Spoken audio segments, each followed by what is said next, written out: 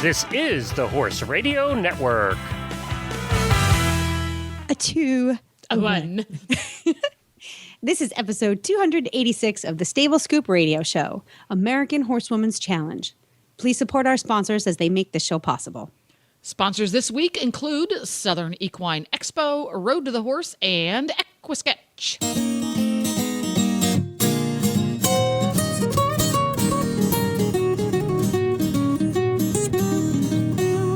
Welcome to the Stable Scoop, with weekly shows delivered right to you. With Helena and Glenn the Geek, live from the stable, it's every week. They'll bring you the news through hail or high water, while using their tails as their own fly swatters. So sit on down and laugh till you poop, cause it's time again for the Stable Scoop. Stable Scoop. The Stable Scoop. Stable Scoop. This is Coach Jen. And this is Helena B. And we're barely here. And you're listening to the Stable Scoop Radio Show on the Horse Radio Network. Welcome to Stable Scoop, Coach Jen. Thank you very much. We're recording in Studio B today because Glenn's over there recording something else in Studio A. So it's Girl Day. I'm so excited. Studio B and Studio New England is under snow. We got another 6 inches last night. Wow. But it's beautiful today because it's that thick, wet snow that sticks to everything. Mm-hmm. And then the sun is the skies are blue and the sun is shining this morning. Oh, so, pretty. the snow is not going to stick around too long. So it's really kind of nice here. Looking out Studio New England's window. Oh. And you have a very, very old home. It's like 398 years old. It's 250 years old. It's a little antique cape that was part of a 100-acre hay farm years and years and years ago. Yeah. And I bet you it looks super cute covered with snow. It does. It looks really, really cute. And there's lots. We probably have a dozen stone walls just on the front 2 acres of the property. So there's a lot of stone walls here. It's pretty. Yeah. And the best part, though, the best part about having all this snow is I get to see what all the critters in town are up to. Yeah, you can see the little trails. I can see who's come, who's gone, where they go, their favorite spots, who makes circles around who cannot go in a straight line. Yeah. The ADD animals, yeah. Yes. Wandering around. Yes. Who's got a very narrow focus straight to the bird feeder. Yeah. Yep, where they go, and those big cats, small cats, big dogs, visiting dogs, foxhounds. It's that's awesome. It's pretty cool. Are the ponies enjoying it? The ponies are enjoying it. My pony is boarded up at an official barn for the winter, but they all got out today, and so they're rolling in it. And I like it too because, especially if your horse is barefoot, I think the snow cleans their feet real nicely.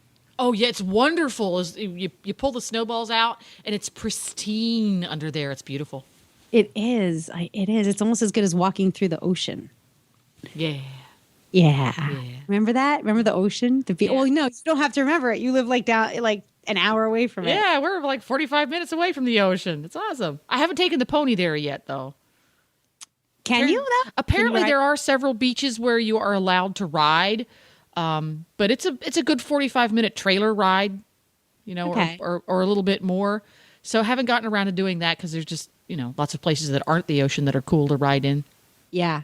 You still have so much to explore of your new digs. Oh yeah, awesome. So, speaking of new explorations, all kinds of cool stuff for the show today. We do have cool stuff. We're going to talk about this event that I had never heard of before, and it's called the American Horsewoman's Challenge. And our guest today is Jim Hutchins, a.k.a. Hutch, of course. How cool is that? Yeah. And I wonder if he has a cool car. He probably has a cool horse. And a cool truck. And a cool truck, yeah. Probably a cool truck. Well, Jim is the producer of the American Horsewoman's Challenge, and he's going to talk to us about what that is. And, to me, any kind of challenge for horse people is a fun one. So he's going to give us the inside scoop on that. And Jen and I are going to talk about Pony Club, U.S. Pony Club. We got Gracie enrolled in Pony Club for the first time ever, and I just can't even contain my excitement. And then what do we have for Tack and Habit today? Tack and Habit is going to feature someone new that we met at Ada a couple of weeks back. Dyer Equestrian makes a line of clothing called Tots, and it's for the teensy-weensy little equestrians out there. And it is adorable yet practical show wear for tiny children. It's all machine washable. The breeches are designed so that the diapers fit inside, that sort of thing. Yes. Baggy bums. Baggy bums. Yes, oh, that's cute. Perfect for the Lee liners. Oh, great. Yes. I can't wait to hear So we're about going to talk all about those. And so that's what we're going to do for Tack and Habit. Tack and Habit. But before today's show gets fully underway, we're going to take a quick second to hear from one of our wonderful sponsors.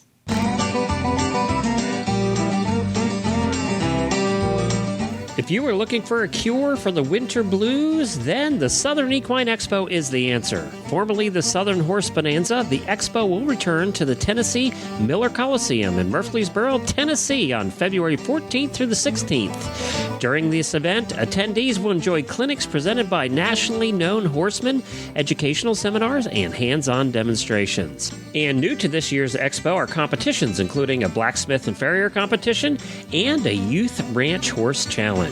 Many past guests of the Horse Radio Network will be clinicians at this fantastic event. Chris Cox, Tammy Crawford, Dick Pieper, Chase Dodd, Lisa Wysocki, Mark and Miranda Lyon, and so many more, covering a diversity of disciplines. Our good friend Wayne Williams of Speaking of Horses will be doing the announcing.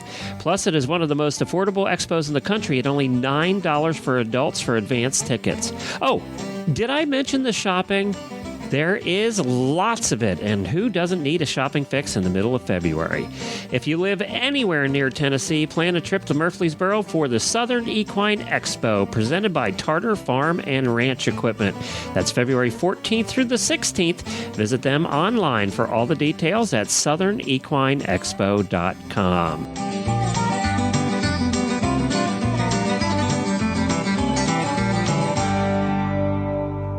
So I have to tell you what I did over the weekend, okay?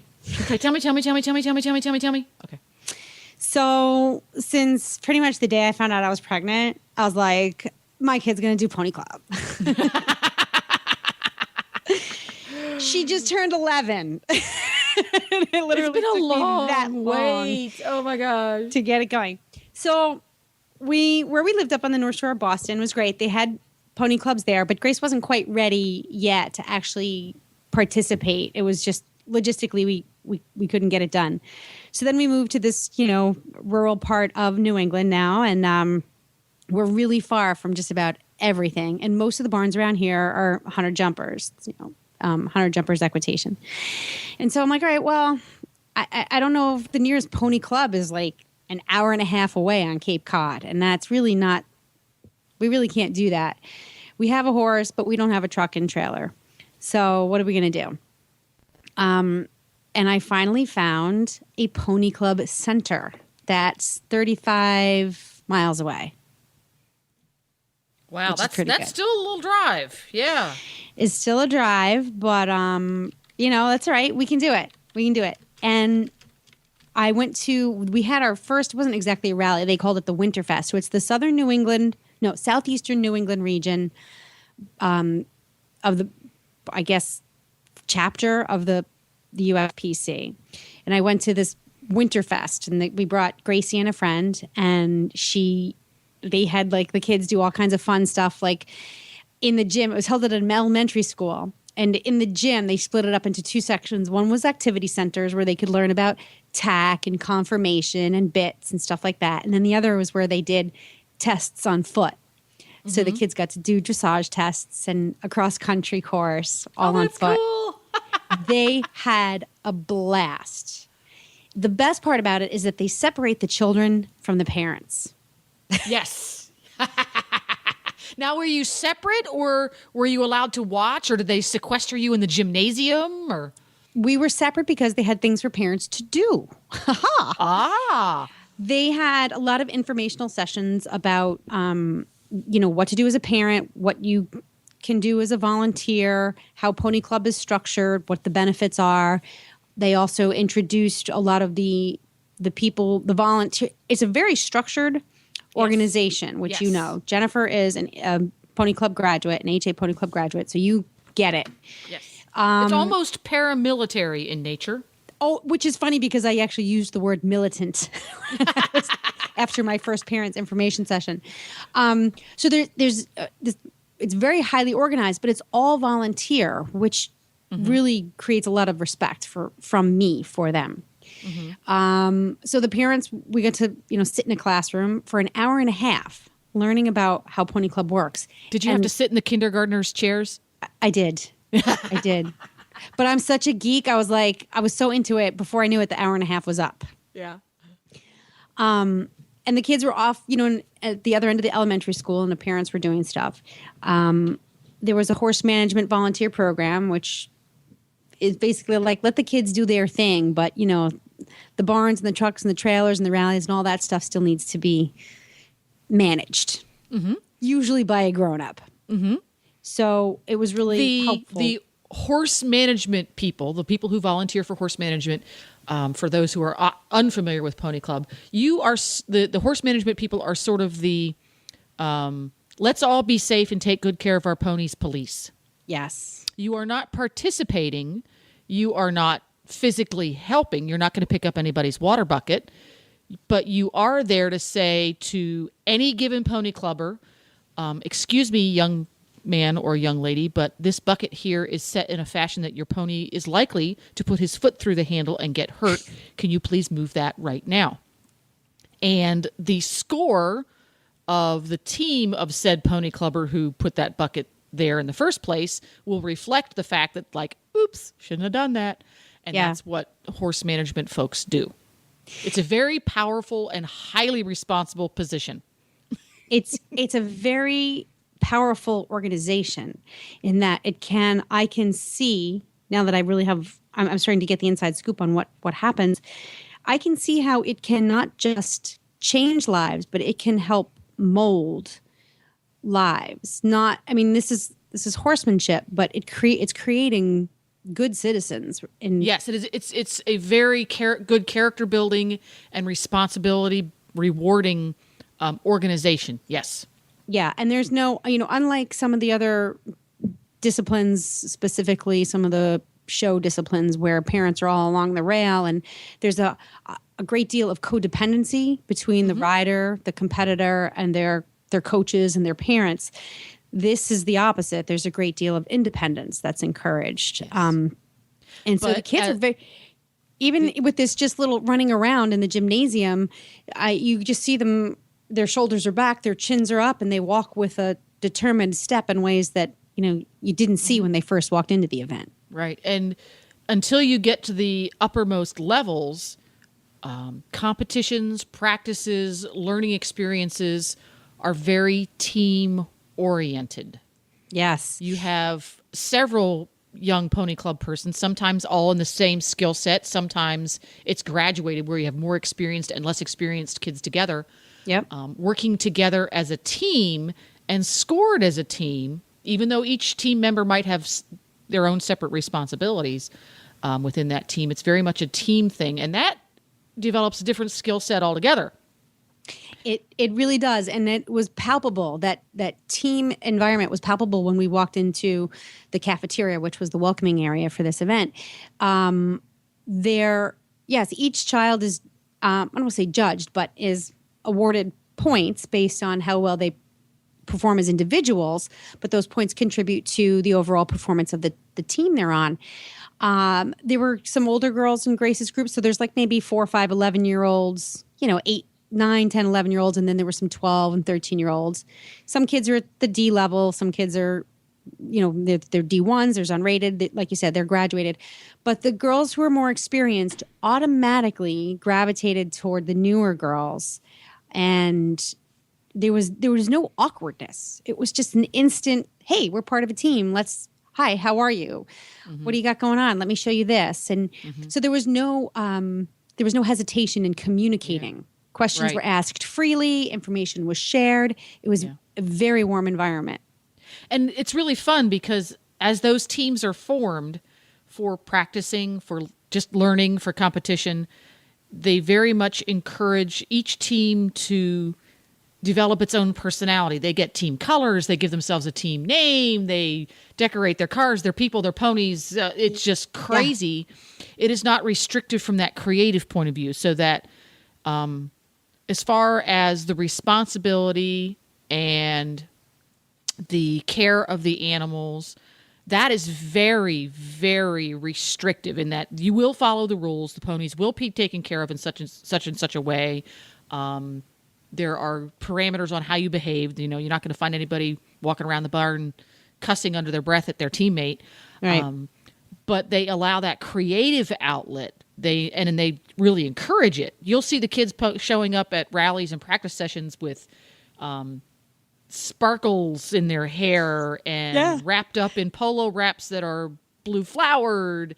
And so there is the creative outlet is encouraged, but it's channeled into an area where it's not going to be a detriment to the safety of any horse or competitor. You know, I liken it to a great big field for turnout. Huge, you know, a couple acres with really good fencing all around it. The kids need that fencing, right? They need that structure, but in the middle, they can do whatever their hearts desire. Yes. And they really do. They appreciate the structure. You can see that they, like I said, they thrive in it. But, you know, the kids were there and they had their little Pony Club polo shirts on and sparkle bracelets and stuff. And so I'm looking forward to learning to be a student, to be a parent student in Pony Club. And I'll definitely share my experiences along the way here on Stable Scoop. So if you have ever heard of Pony Club or you're interested or you're already a Pony Clubber or Pony Club parent, check in with our show because I'm going to be reporting back on what it's like. My favorite takeaway from this introductory event is the 10 Commandments for parents. I want to hear these because they didn't have the 10 Commandments for parents back when I was in. This is the bomb. Yeah. Okay. And I'm sure people listening today will be like, I can take this I can apply this to anything in my life. But here we go. It's the United States Pony Club 10 Commandments for parents. Number 1, I shall not criticize the DC or CA, which is the district commissioner or center administrator. They're basically your instructor, unless I am ready to assume his or her duties. I shall not criticize our leader unless I'm ready to assume his or her duties. Number 2, I shall not complain about anyone unless I have labored more hours in the Pony Club program than they have. Number 3, I shall not be a grandstand DC. Number 4, I shall remember that the rally is a learning experience and not a win at all costs competition. Number 5, I shall set an example for sportsmanship for my child to follow. Number 6, I shall not be critical unless willing to put out the necessary effort to correct what I'm criticizing. Yes. Don't just complain, offer a solution. That's my favorite. Number 7, I shall remember that all organizers, DCs, CAs, RSs, and regional officers are volunteers.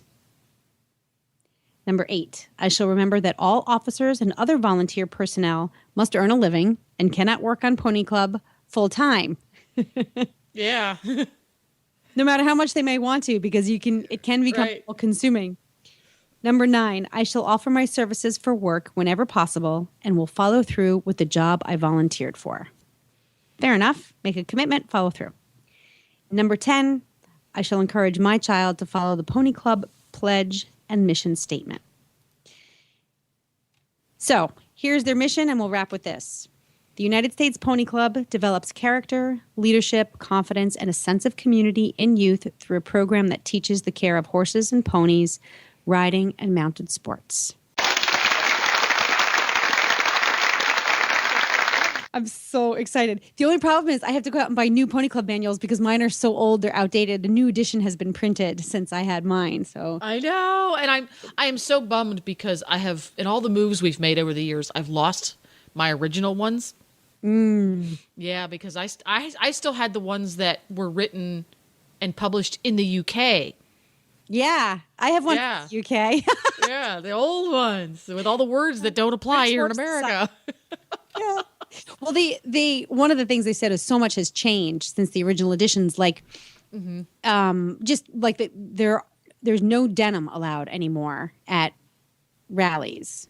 You can't. The kids can't wear denim shorts and no jeans.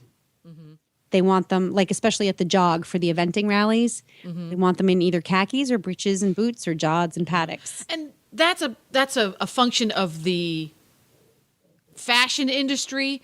Yeah. 30 years ago, if you were wearing a pair of denim pants, you kind of knew what they were.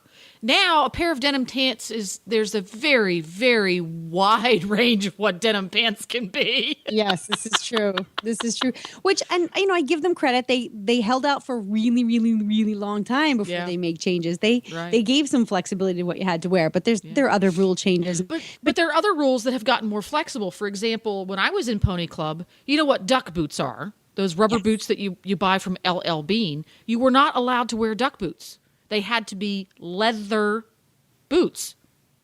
Yeah. So when you were at rallies and you had to walk cross-country courses or even just walk around the rally grounds, and it was sopping wet grass in the morning, you walked around all day long in saturated wet leather boots, which was miserable and not particularly good for your leather boots. So, during my tenure as a Pony Club member, they changed the rule, and that was a really, really big deal to change the rule to allow someone to wear a rubber boot.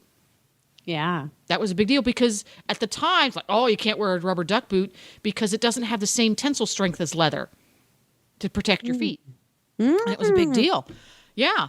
So this stuff is not arbitrary. Yeah, it's not arbitrary. They spend a lot of time thinking and talking and discussing these rules. So some rules have to become restrictive. Some rules have to become broader to maintain that level of safety for horses and riders and keeping the playing field as level as is practicable.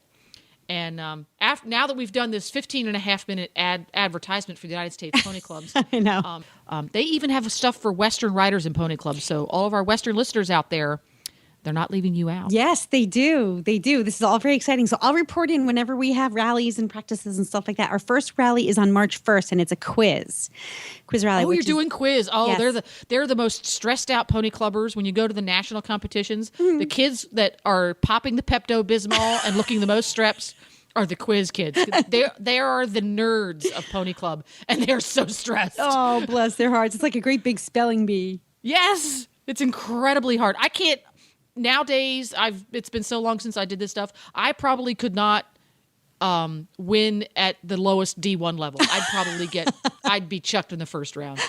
The D1. Yeah. Well, Grace, are you smarter than a pony clubber? Are you smarter than a pony? Are you smarter than a D1er? I'm unrated for sure. I'd have a hard time getting that D1. Grace is like, Mom, can't I fast track to D2? I was like, no, no. You're not allowed.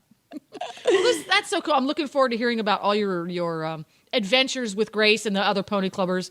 But right now, we're going to have to head on into our first interview. We're going to have Jim Hutchinson here, who is the organizer of something really cool, the American Horsewoman's Challenge, which is going to be coming up in October of this year. And the entries are still open for competitors. So all of you amateur as well as professional trainers out there, you're going to want to listen into this because it's kind of cool.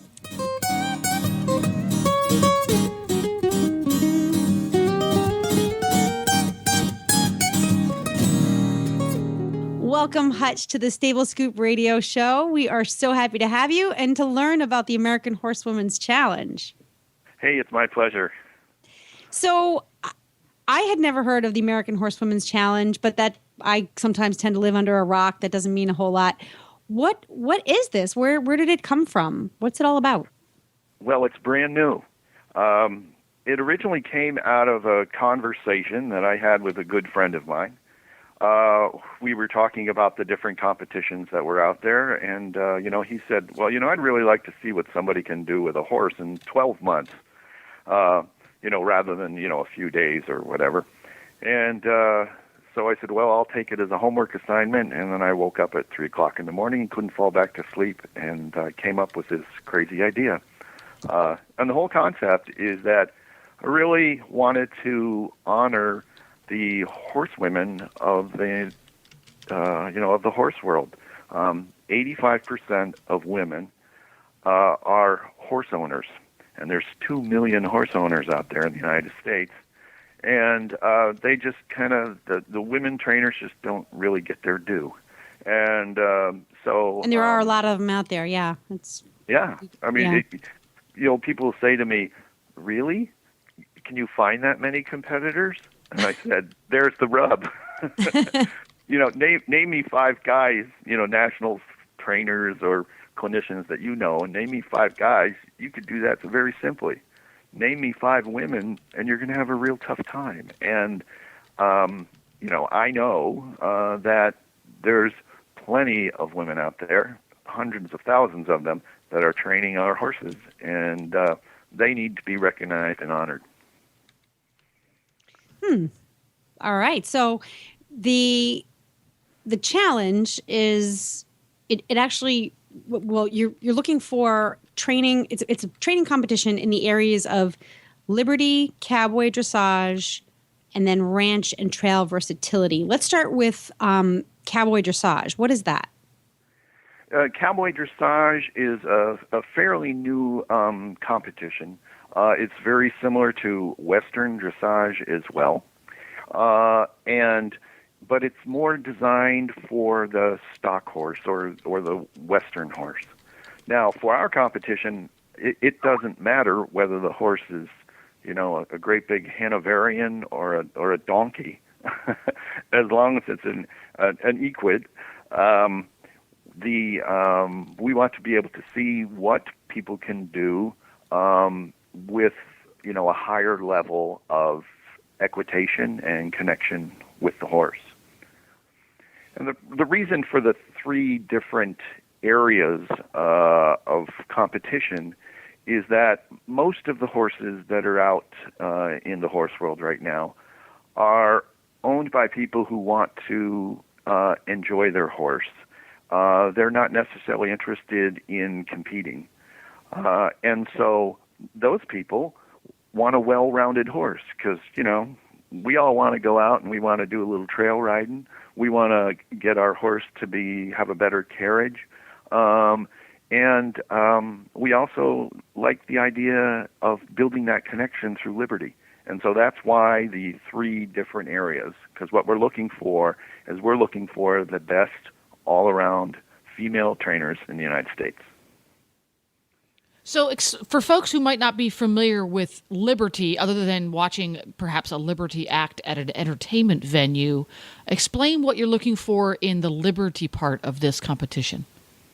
Well, if you talk to anybody that does a lot of Liberty, like Sylvia Zerbini, formerly of Cavalia, and now with Grande Liberté, or Carolyn Resnick, you'll find that they very much believe, and a lot of clinicians believe, that the connection with the horse comes first.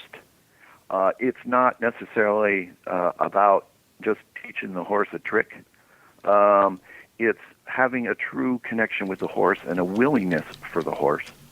And so that's where the liberty comes in. And what we're looking for here is we're looking for that true connection and willingness of the horse to do the things that we would like to do.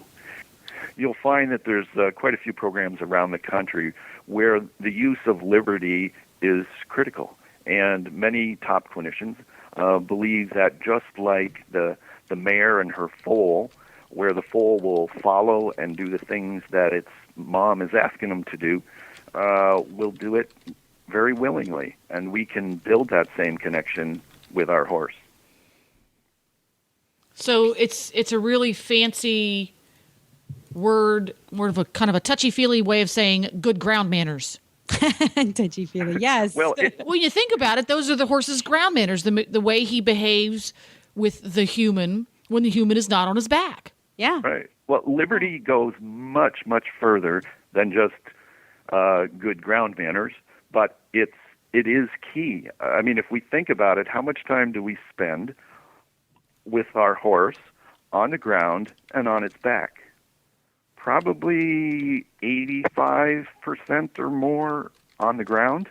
And if our horse, can't come to us when we ask it to come, we can't put it into a stall. We can't put it into a trailer. We can't. We don't. We ask for it to do something either on the ground or on the back. It refuses because it doesn't trust us. And as you know, horses work on leadership. So it's not who's the biggest, gnarliest horse in the herd. It's who's going to keep me safe. And if your horse that you're working with doesn't feel like you're a leader or that you're going to keep it safe, well, then, you get dragged across the parking lot over to the green grass. Been there, done that. Been there, done that. So Right. Own the hat. who is eligible? Obviously female. Who is eligible to compete in this? Do you have to be a professional? Do you have to submit videos of you training? Who can qualify to work with or compete in this challenge? Yeah. The competition is open to any woman trainer in the United States or Canada who's 18 years or older. They can be a professional or a non-professional because there's a lot of people out there who are extremely talented who are not considered professionals. And we want to, again, honor that. All they have to do is basically go to the website, which is Horsewoman's Challenge, so horsewomanschallenge.com, and download the entry form. They do have to do a 10 to 15-minute video audition where there are specific tasks within the 3 different areas of the competition that they have to demonstrate with the horse that they use or have done most of the training on.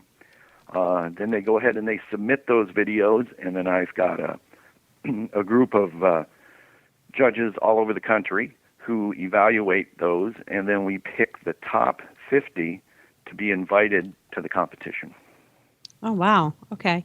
So how do you decide what kind of horse is appropriate? Obviously, you have these video screenings ahead of time, but the participants have 6 months to train a quote-unquote young horse to prove the trainer's skill, but we know not all horses are started the same way. So how do you level that playing field when it comes to the actual horse?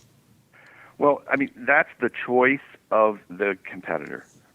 Everybody has their own opinion about what's the best horse, and who says that a thoroughbred is better than a Hanoverian, is better than a miniature, is better than a quarter horse, it's better than a paint horse.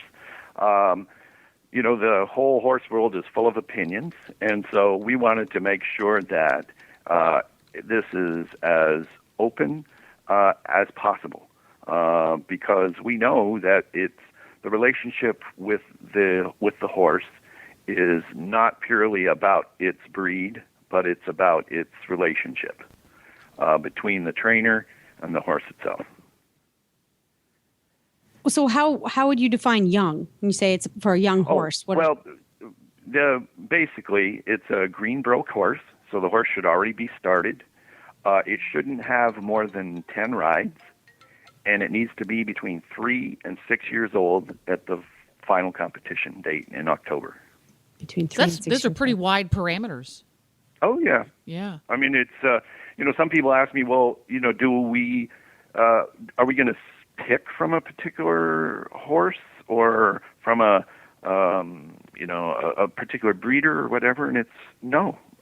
We want to make this as wide open and as we can because there's plenty of different horses out there and a lot of incredibly talented women trainers. So are you going to be at the Southern Equine Expo for folks to meet you in person? Actually, we're not scheduled to be there at this point. Okay. So the fact that a there's such wide parameter for what horses are eligible to compete. That should open it up to more trainers, because some competitions, because there's lots of them out there now for trainers, the parameters for what horse is to be used are so narrow it can be prohibitive for an amateur, because they would have to go out and buy a special horse for it, or travel hundreds and hundreds of miles to get the horse for it and things like that. So from the point of view of who is going to be eligible to compete for some considerable prize money, it's very wide open, because frequently even an amateur trainer will either already have available or easily accessible from a client a horse that's going to fit into these parameters. Exactly. And that's exactly what we want. We want this to be a competition that basically anybody who loves, works with, and trains horses can be a part of. The competition is, honestly, it's more about the talents of the trainer, the relationship that they're able to build with the horse, and the results that they can get because of that, as opposed to pure competition. I'm going to get my horse out there. I'm going to give my horse some tasks, and gosh darn it, it better do those tasks and do them good. That's not what we're about here. This is, what we're looking at is what most of that 85% of the horse market or horse owners is looking for, and that is a well-rounded, well-behaved, fun horse, and that's what the market wants, and that's what we want to give them. That's what you're going to give them. Well, this is the American Horsewoman's Challenge, which is going to take place October 3rd through the 5th, 2014 in Oklahoma City. And thank you so much, Hutch Hutchins, for stopping by and spending some time with us today to tell us about it. Give out the website where folks can learn more one more time. So everybody should start training or getting their videos ready, because they're due by the end of February. And they can go to horsewomanschallenge.com and just click on the enter there, and at the bottom of the page you'll see download the packet. And there you can learn more and enter the competition.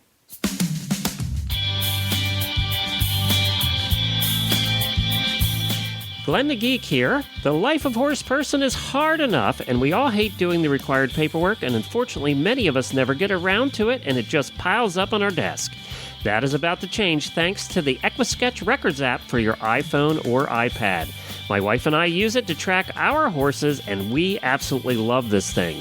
EquiSketch Records is the most thorough and complete equestrian records app on the market today. We love this app because you can track your farrier work, your dental, your coggins, medicines, worming, and so much more. And you can get reminders on your device when all of these things are due. You'll never forget a worming or shots or farrier visit again. But it not only tracks your horse, you can also manage your horse shows, including individual events. You can manage riders, including lessons and memberships, and so much more. And you can sync it between your iPhone and your iPad, and all of this for the price of a couple of cups of coffee from Starbucks. Search for EquiSketch Records in the iOS App Store, or go to EquiSketch.com. That's EquiSketch.com. EquiSketch.com.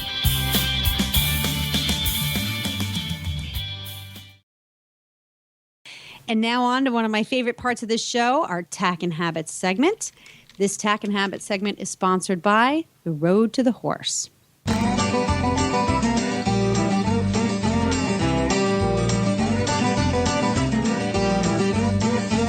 Don't miss Road to the Horse International 2014 at the Kentucky Horse Park, March 14th through the 16th for the World Championship of Colt Starting. Watch Dan Steers from Australia, Antoine Clos from Switzerland, Jonathan Field from Canada, and the first ever Road to the Horse wildcard competitor. They all face off to see who will walk away with the title of World Champion.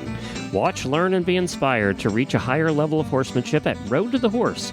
Plus, enjoy our largest shopping experience yet. Find out more at roadtothehorse.com.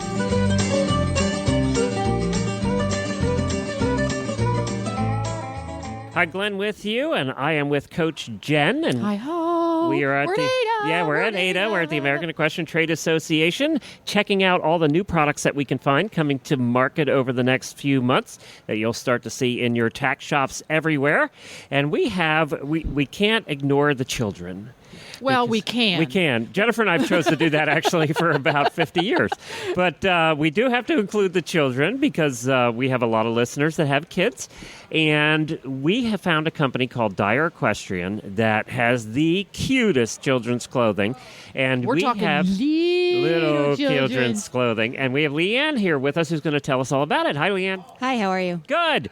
So, Dyer, tell us about Dyer. So Dyer Equestrian is a line of fashion-forward equestrian pieces for women, children, and toddlers. We created kind of an offshoot of that called Dyer Trots for the little tots. Dyer Trots, I like that. So it starts at size 2T, which is for a 2-year-old, and runs through 5T, which would be a 5-year-old. So mostly it's the lead line kids. Jamie, are you listening to this? My co-host of the morning show has a 6-month-old, so it's pretty soon. You need it. 2T, we're ready for you. So the 5-year-olds also sometimes go into the walk classes or the walk trot, so it's fine for there too. But mostly our target customer is the lead line customer. We're big in the Hampton Classic and at Devon and those shows that have the big lead line. So the Trots collection, I guess we should talk about the clothes. Sure. So we start out with the basic jod, show standard khaki with a sparkle elastic detail at like the that. bottom. Yeah, the little elastic Elastic at strap the- that goes under your jodhpur boot. It's black elastic, but it's got tiny little Little bits of sparkles. sparkle. It's a touch of bling for the ring. I like that too. We have a logo patch which comes in pink, which the little girls all go crazy for, and then the show shirt has Dyer's signature back button detail, so it's adjustable. A lot of times for the that. little So kids, what does that mean? Back as they button? grow, you're going to want to let the shirt out, so you can unbutton the back detail, and it gives you about 1 inch to 2 inches. So that means of there's extra buttons room. on the back. Okay, for radio listeners here, there's buttons on the back, and you actually can unbutton them to make it wider. Yes, Yeah. yeah. So as your child grows, you're not necessarily going to have to go out and buy her a new show shirt. And you can button it. So And nobody that sees the buttons because when they're no under one sees coat the button, anyway. It doesn't Yeah. have all that bulky, puffy stuff that little kids just hate. That's Yeah. what we did. We in the adult line and in the children's line, we really eliminated the bulk in the silhouette. Gotcha. Tough word. Also on the show shirt, we have the bow pocket detail, which we call our They have a little treat tiny pocket. bow on the pocket. It's so So cute. it's a little just stashed chest pocket with the bow detail, and we have the snap collar.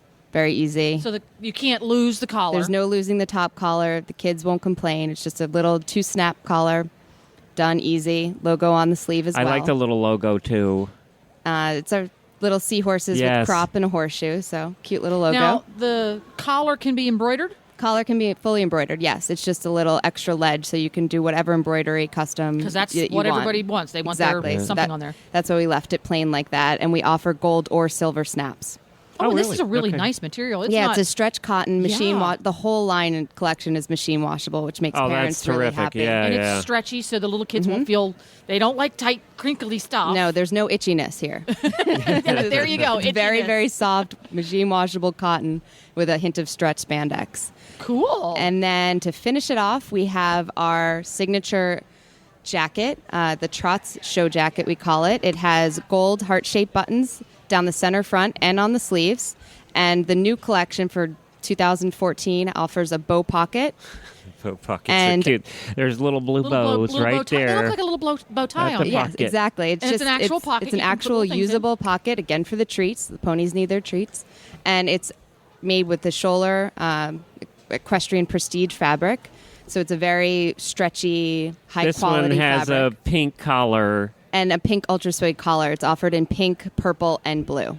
And we also do it, if you didn't want the ultra suede, we do it fully lined with a piping in either pink or purple. And for the boys, we have the jacket is available also in black or navy, and the boys we trim in red or blue. Oh, okay. Wow, there you go. They put little truck patches on Exactly. the shoulders for those. Exactly. We for make the it a little boys, bit. make it manly. And the boys, they don't get the gold heart-shaped buttons. Well, Do they get the bows? The little boys get We the also bows. don't do the Oh, bows yeah, don't for do the bows. Yeah, I if can they see. want them, that is fine. Now, something that I noticed Who are we to say? yeah, on the jods when you brought these out, they're designed like an adult jod. Oh yeah. There's a name for this kind of a seam. So we call that the contour seam, and that was the invention of that was really for the ladies' That's bridges. a seam that goes across the butt. it looks a little bit Exactly. like a So Euro seat. It's a little like we redesigned the Euro seat. So instead of cutting you off in the back, it kind of contours your seat. So it gives you a lift and a definition. Not that we need that in toddlers, but for the ladies. Well, and so a lot of little tiny kids are very tuned into that kind of detail, and they want Exactly. pants that look Well, like they the want grown-ups. pants that look like the grown-ups. And it looks good with the diaper.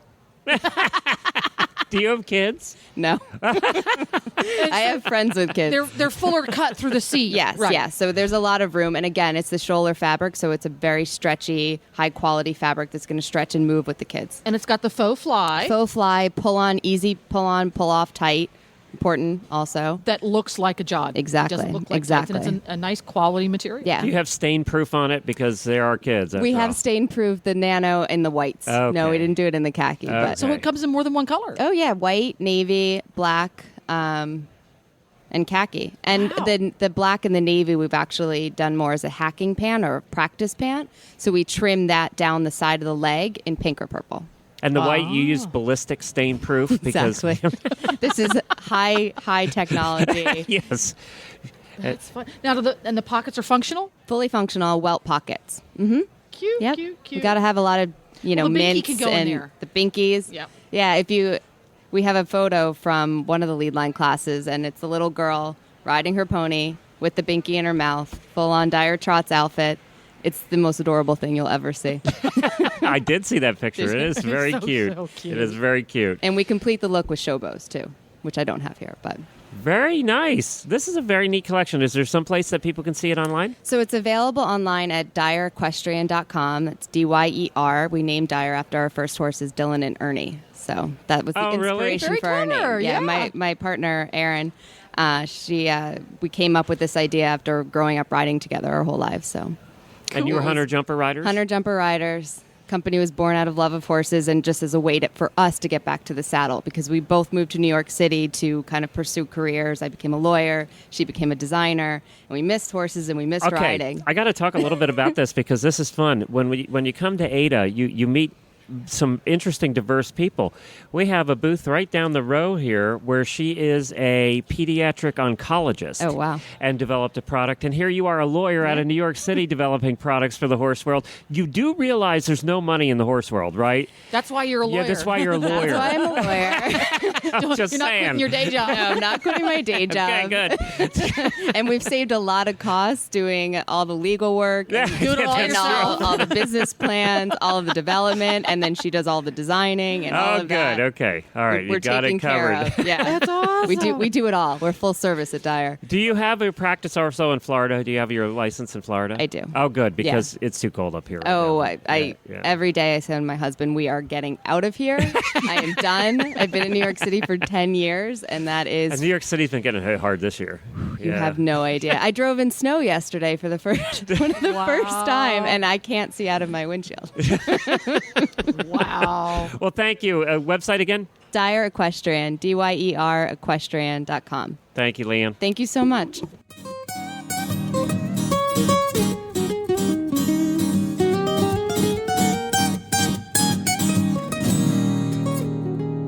Well, that's it, Jen. We had for a small show today, we ended up doing a lot of talking.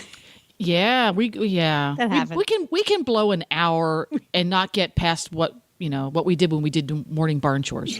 I know. And I didn't even tell you about my rides on Brody. Like, we're going to have to say, you need to come on next week, too. We need to do our catching up on Scoop. Well, we really appreciate all of our listeners following along. We hope that you will go to stablescoop.com where you will find links not only to our sponsors, but to information about today's guests. And we'll also put up some information about the U.S. Pony Club. Let's see. What else we got? Stablescoop.com, links, photos, more information. We do love your feedback. So please follow us on Facebook. You can find us under Stable Scoop. We also tweet. Our Twitter. I never know to call this a handle. People call it a handle. I don't know what they call it. Our username is Horse Radio. There you go. I'm a tech geek, so our username is Horse Radio. And we do tweet quite often. Many thanks to our sponsors today. They are Which include Our sponsors today, Southern Equine Expo. Check them out in Murfreesboro, Tennessee, coming up the week, Valentine's Day week. It's going to be awesome. Equisketch, the makers of the Horse Radio Network app and other apps to make your horse life easier. And Road to the Horse, coming up in Lexington, Kentucky in March. And don't forget to get the Horse Radio Network phone app on iOS or Android. You can search for Horse Radio Network in the App Store. It is free and easy to use.